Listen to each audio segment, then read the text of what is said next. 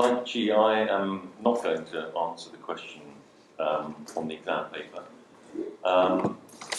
I want to, in some respects, pick up populism, or at least make a distinction, which I don't think we've really done so far, between populism and old-fashioned extreme rightism. Pegida seems to very much more belong to the latter. Well, actually, it's sort of sui generis.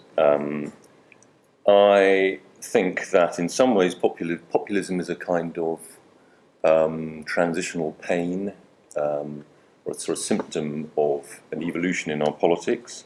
In some respects, it's a sign of the maturity of our politics, the fact that populist parties are now able to operate in countries like Germany shows, I think, democratic maturity.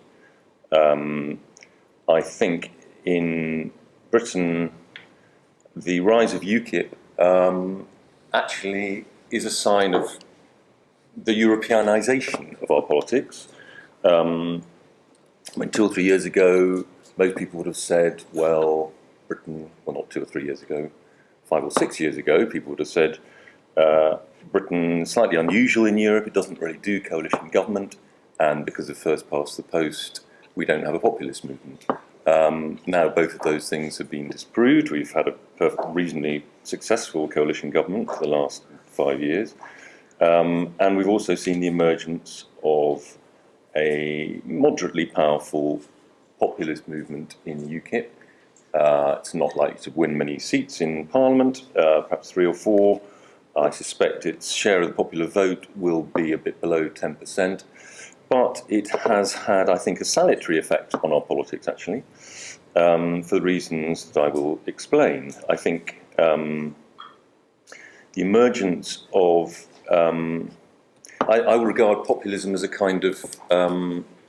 as a symptom of a kind of divergence within liberalism. I think most populists are also liberals. I think most UKIP supporters are liberal in the sense that they are Democrats, they believe in democracy, they believe in rights, they believe in minority rights, they believe in race equality, they're distrustful of power, they are modern people, they're not some kind of weirdo troglodytes.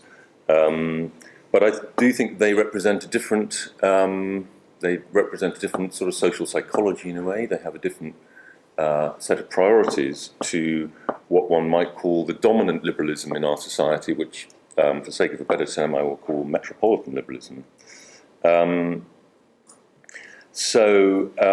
actually someone who's written very interestingly about this is the social psychologist Jonathan Haidt, the American, wrote quite a well-known book called The Righteous Mind, and he talked about how there are sort of 5 main human stroke political values, and liberals very acutely understand 2 of them, suffering and justice.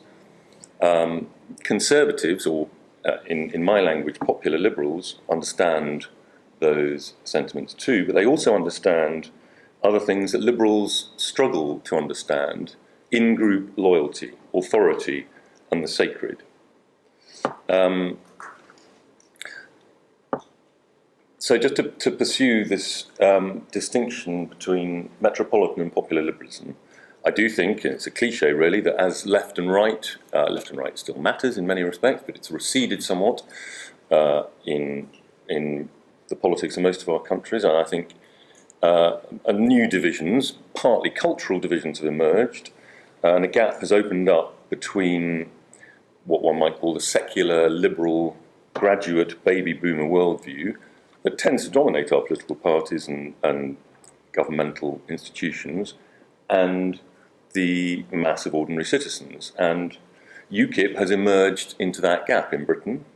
It reflects the more rooted and traditional values of the majority, and clings much more tightly to notions of fellow citizen favouritism, national citizen preference, national sovereignty, and hence UKIP's deep suspicion of the European Union and of mass immigration.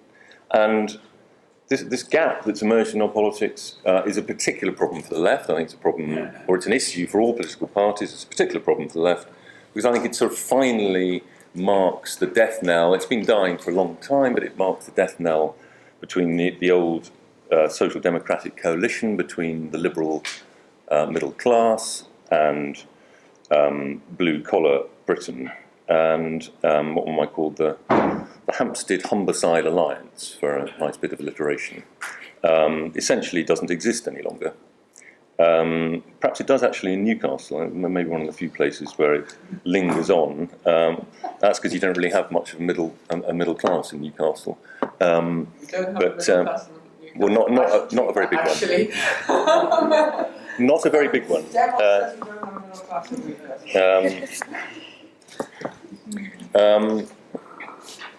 As I say, metropolitan liberalism is a very powerful. It reflects, I would say, the lived experience of relatively successful, but also caring people, professional people, who have, at least in recent decades, tended to leave home at 18, go to a boarding university where they've imbibed Russell Group liberalism, and then pursued often mobile careers, gone to London, perhaps worked abroad for a year or two, and they have what social scientists call achieved identities based on educational and career success. Now, this makes them generally comfortable with new places and people. Popular liberalism, which I think is still, as it were, the majority form of liberalism, tends to be much more rooted. Popular liberals have ascribed identities based on group belonging and particular places, which is why they tend to be more disturbed by rapid change. And I've done a sort of schematic. If I have, how much longer have I got? 3 minutes. Just under 3 minutes. Okay. I've got a sort of schematic list of what I think metropolitan liberalism is and what popular liberalism is. Now, and many people would probably find they're a combination of the two, but I think it's sort of useful to think about this to try and separate them out. Metropolitan liberalism thinks that change is generally good, although globalization has disadvantages and can create losers. This can be mitigated by wise policy, and there are more winners than losers. Metropolitan liberalism places a high value on individual autonomy. Self-realization is the goal of politics. Freedom is the removal of constraint. It believes in maximizing individual aspiration and the social and geographical mobility as some of the main priorities of politics. Few metropolitan liberals are full-blown cosmopolitans, but they tend to favour wide, thin attachments and are rather suspicious of group allegiances. They prefer need before contribution in welfare, equality before fraternity in politics, and they tend to be suspicious of tradition. Popular liberals, by contrast, tend to think that change is loss. It's not always the case, and much of the modern world is better than the old one. But suspicion of change is perfectly rational for those who benefit from it least. Popular liberalism places a very high value on security and stability in living arrangements and reciprocity in human relations. Individual achievement is sought and respected, but the main goal in life is human association and being recognised in significant ways. Popular liberals are moral particularists. They value those close to them more than those who are distant. They believe in contribution before need in welfare, fraternity before equality in politics, and they often think that tradition represents the wisdom of past generations. Now, last. Use it. Now, metropolitan liberalism dominates popular liberalism in most of modern politics, in most of our countries, I think. Indeed, you might say it's captured much of the policy agenda. Where its interests are engaged, things happen. I mean, we have spent in this country vast amounts of parliamentary time in the last 10, 15 years on university reform, because everybody, all the metropolitan liberals, most of who dominate in Parliament, dominate all political parties, they all went to good universities and all their children go to good universities. This affects their immediate interests. and technical and vocational education remains a complete and utter mess in this country, partly because the interests of the Metropolitan League are not sufficiently engaged in it. Final point, David. Final point. Okay.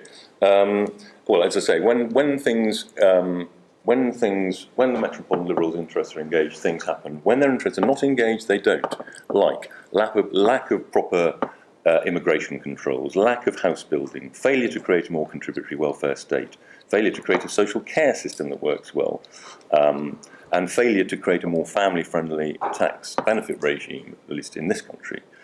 Those are amongst the things I think we have failed to do because populism is a legitimate response to many of these political failures. Thank you very much.